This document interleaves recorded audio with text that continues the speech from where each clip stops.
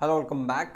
Short series के अंदर आज मैं डीसी मशीन का क्वेश्चन ले रहा हूँ। ये हमारा 23वां सीरीज है। ओके सो मैं इस क्वेश्चंस में भी कुछ स्पेशल कुछ थियोरेटिकल कॉन्सेप्ट लेने वाला हूँ। ओके सो देखिए सर किस टाइप के क्वेश्चंस है। क्वेश्चन कह रहा है the yoke of a large DC machine is made of.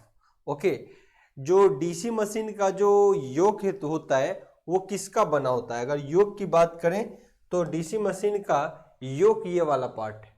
Okay तो ये वाला योक जो आप कहते हो स्टेशनरी पार्ट स्टेटर, ओके उसी को अपन कहते हैं योक। ओके तो ये जो है वो किस चीज का बना है, तो बच्चे कंफ्यूज करते हैं दो आंसर्स में, बहुत ज्यादा कंफ्यूज करते हैं, तो उनकी चर्चा होगी। पहला एक कास्ट आयरन के अंदर और दूसरा कास्ट स्टील के अंदर। तो सबसे पहले आपको ये जानकारी है होनी चाहिए। बहुत बच्चे इसको रट लेते हैं तो कोई बात नहीं है सर, अगर रटते हो तो कास्ट स्टील इन दोनों में मोस्ट सुटेबल आंसर है। मोस्ट सुटेबल अगर आंसर है तो आपका कास्ट स्टील है। कास्ट आयरन भी कई बार होता है, लेकिन यहां पे ध्यान रखना है अगर कई बार स्मॉल मशीन हो तो उसके लिए कास्ट आयरन भी चलता है, लेकिन लार्ज या नॉर्मल साइज की मशीन के लिए हमेशा कास्ट स्टील ही प्रीफर करते हैं। हमेशा क्या करते हैं सर, कास्ट स्टील को प्रीफर किया जाता है। सो वो अगर ये कई बार हो स्मॉल मशीन ये फॉर नॉर्मल और लार्ज मशीन के लिए हमेशा इसी को प्रीफर किया जाता है ना। बहुत बच्चे में ये भी कंफ्यूजन देखने को मिलेगा कि कास्ट स्टील क्या होता है और कास्ट आयरन क्या होता है। ओके ये भी एक कंफ्यूजन है ना। दूसरी बात मैं यहां पे और डिस्कस कर लूं, अगर ऑप्शन में कास्ट स्टील ना हो, अगर आपके ऑप्शन में कुछ और भी ऑप्शन दिए हो कास्ट स्टील ना हो, तब आपको प्रीफर करना है कास्ट आयरन। ये भी कंफ्यूजन रहता है बहुत बच्चों को। या फिर अगर कास्ट आयरन बिल्कुल ना हो तो कास्ट स्टील तो चलेगा ही चलेगा, कास्ट स्टील तो हर जगह चलेगा ना। अब ये कास्ट आयरन और कास्ट स्टील का क्या अंतर होता है, तो मैं इनकी एक बार चर्चा आप लोगों से कर लूं। सर कास्ट आयरन, ओके जब आपसे कास्ट आयरन बोलता है तो ये ना ग्रे कलर का कुछ देखने को मिलेगा, ऐसा कलर। ये क्या है आप देखोगे बकहोल्ज रिले अपन जब यूज करते हैं ना, जहां पे ऐसा ही कुछ देखने को मिलेगा ना। मैं यहां पे बात करूं कि यहाँ पे स्विंग कास्ट आयरन जो है इसका कलर कुछ हद तक ग्रे कलर का मिलेगा। कास्ट आयरन जो होगा वो ग्रे कलर का मिलेगा, जबकि कास्ट स्टील जब दिखेगा तो इसका कलर थोड़ा सिल्वर कलर का दिखेगा। कैसा, थोड़ा सिल्वर कलर का। ये थोड़ा शाइनिंग होता है इसमें कम शाइनिंग होता है, ये थोड़ा डार्क यानी ग्रे कलर का दिखेगा। अब यहाँ पे बात करता हूं कि सर आप दोनों में डिफरेंस क्या होता है, तो मैं एक चीज बता दूं, जो सर कास्ट आयरन होते हैं, जो कास्ट आयरन होते हैं आप कह सकते हो जो कास्ट आयरन होंगे उसमें 2% से ज्यादा कार्बन मिक्स होते हैं। ये जो एलॉय होते हैं इसमें 2% से ज्यादा मात्रा क्या होती है सर, कार्बन की होती है। जबकि कास्ट स्टील की जब आपसे बात होती है, जब सर कास्ट स्टील ऑलमोस्ट चीजें वही होता है पर थोड़ा सा का डिफरेंस है। ओके जब कास्ट स्टील की बात होती है तो इसमें 1% यानी 2% से कम, अप्रोक्सीमेट 1% या इससे भी कम कार्बन ऐड किए जाते हैं। यानी इस टाइप के स्टील में 1% या इससे भी कम कार्बन ऐड किए जाते हैं तो ये बन जाता है कास्ट स्टील।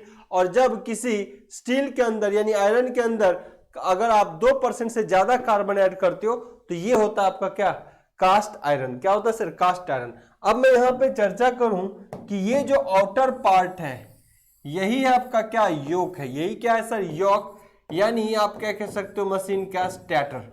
ओके तो ये क्या क्या काम करता है, स्टेटर का काम सर क्या होता है, तो ये एक तो मैकेनिकल सपोर्ट देता है किसको, इस पोल को क्या करता है सर, मैकेनिकल सपोर्ट देता है। दूसरा इस पोल में मान लो अगर ये एन पोल है और यहाँ एस पोल है, ओके एक एन पोल है और दूसरा एस पोल है, तो ऐसे कंडीशन में एन टू एक्स जो फ्लक्स जाएगा तो पाथ कौन क्लोज लूप देगा, तो यही कोर देता है इसका क्लोज लूप पाथ। यहां से फ्लक्स गया तो बाकी फ्लक्स यहां से लौट के आया, ये इस तरीके से। सपोज दैट फिर यहां एन है और यहां एस है। सो अगर ये वाला एन है, ये वाला एन है, तो यहां की अगर मैं चर्चा करूं तो यहां से जो फ्लक्स जाएगा वो इधर से जाएगा और इधर से लौट के आएगा। सो ये देखिए इस तरीके से आपके क्या होंगे सर, फ्लक्स का क्लोज लूप बनेगा। सिमिलरली एन से एस इधर ये क्लोज लूप बनेगा। ओके सो इस तरीके से फ्लक्स चलता है, यहां फ्लक्स। तो ये देखिए आप देखोगे सर आपके स्टैटर में, जो स्टैटर है उससे आपका क्या होता है, फ्लक्स का भी लूप बनता है, फ्लक्स का भी लूप बनता है। अब बहुत सारी चीजें यहां पे सीखने के। सर अभी तक जो मैंने एसी मशीन में पढ़ा, आपने वहां पे डिस्कस किया, जो चाहे वो ट्रांसफॉर्मर हो, चाहे सिंगल फेज इंडक्शन मशीन हो या 3 फेज इंडक्शन मशीन हो, जहां भी एसी मशीन था वहां पे हमने क्या बोला सर, एसआई स्टील का इस्तेमाल होता है। क्या सर, एसआई स्टील का इस्तेमाल होता है, एसआई स्टील का इस्तेमाल होता है। यहां पे कास्ट आयरन या नॉर्मल स्टील की बात की गई। ओके, तो यहां पे एक डिफरेंस मैं आपको बताता हूं सर। एसी मशीन के अंदर चूंकि नेचर जो होता है फ्लक्स का वो अल्टरनेटिंग होता है, इस कारण उसके स्टेटर पे भी क्या होता है, एडी करंट डेवलप होता है, और उसको मिनिमाइज करने के लिए हम लेमिनेशंस करते हैं। ओके, लेकिन यहां पे direction of flux is always constant. Direction of flux क्या होता है सर, हमेशा कांस्टेंट पोल के अंदर, जबकि आर्मेचर में एडी करंट होगा। डीसी मशीन के आर्मेचर में एसी होता है, आर्मेचर में हमेशा क्या होगा, एसी उत्पन्न, चाहे मोटर हो या जनरेटर। अगर ये जनरेटर होगा तो उत्पन्न ईएमएफ होगा हमेशा एसी, वो कम्यूटेटर के बाद डीसी होता है। जबकि मोटर की बात करें तो सप्लाई डीसी देते हैं, लेकिन कम्यूटेटर के थ्रू, जब ब्रश के थ्रू अगर आपके आर्मेचर में जाता है तो वो अल्टरनेटिंग नेचर का हो जाता है। सो यहां पे एडी करंट डेवलप होता है, लेकिन यहां डायरेक्शन ऑफ करंट सिर्फ एक, डायरेक्शन ऑफ फ्लक्स जो है तो यूनिफॉर्म एक ही होने के कारण एडी करंट नेग्लिजिबल होते हैं, नहीं के बराबर होता है। इसीलिए यहां पे सिलिकॉन स्टील देने की जरूरत नहीं, नॉर्मल कास्ट आयरन से हमारा काम चल जाता है, नॉर्मल कास्ट आयरन से यहां पे काम चल जाता है। तो ये भी एक बहुत इंपॉर्टेंट कॉन्सेप्ट है जो आपको पता होना चाहिए। नाउ एक डाटा मैं आप लोगों के लिए रखता हूं, यहां पे एक डाटा रखता हूं, एक कास्ट आयरन और आपका कास्ट स्टील के बारे में। तो एक देखिए, इस मशीन में जो type of construction in DC machine में योग जो बने होते हैं वो कास्ट स्टील का हो सकता है और कास्ट आयरन का भी हो सकता है। ध्यान रखें, कास्ट स्टील और कास्ट आयरन, जबकि इन जनरल हमेशा कास्ट स्टील दिमाग में रखना है। क्या cast steel, cast iron, cast steel almost चीजें वही है, बस कार्बन का परसेंटेज बढ़ जाता है तो कास्ट आयरन बन जाता है, कार्बन का परसेंटेज कम होता है तो आपका कास्ट स्टील होता है। Now pole core and pole shoe. Pole core कौन सा है सर, ये पोल कोर या पोल शू, यही तो पोल है जिसपे आप वाइंडिंग करते हो। ओके, ये किस चीज का बना है सर, कास्ट स्टील का ही। ओके, चलिए sir, armature core laminated steel. Laminated क्यों कर दिया आर्मेचर, क्योंकि आर्मेचर में अल्टरनेटिंग नेचर का है, अल्टरनेटिंग नेचर उत्पन्न हुआ तो एडी करंट होगा, और उसको मिनिमाइज करने के लिए आपको क्या करना पड़ेगा सर, उसको लेमिनेट करना पड़ेगा। पतले पतले स्ट्रिप में बना के कोर जो बनाएंगे, पतले पतले स्ट्रिप में बनाएंगे और उसको लेमिनेट करके स्क्रू से टाइट करेंगे, तब उस पे स्लॉट्स पे आप वाइंडिंग करते हो। सो लेमिनेटेड स्टील। कम्यूटेटर किसका होता है, हार्ड ड्रॉन कॉपर का। कई बार एग्जाम में ये भी पूछता है कम्यूटेटर किसका होता है, देन हार्ड ड्रॉन कॉपर का।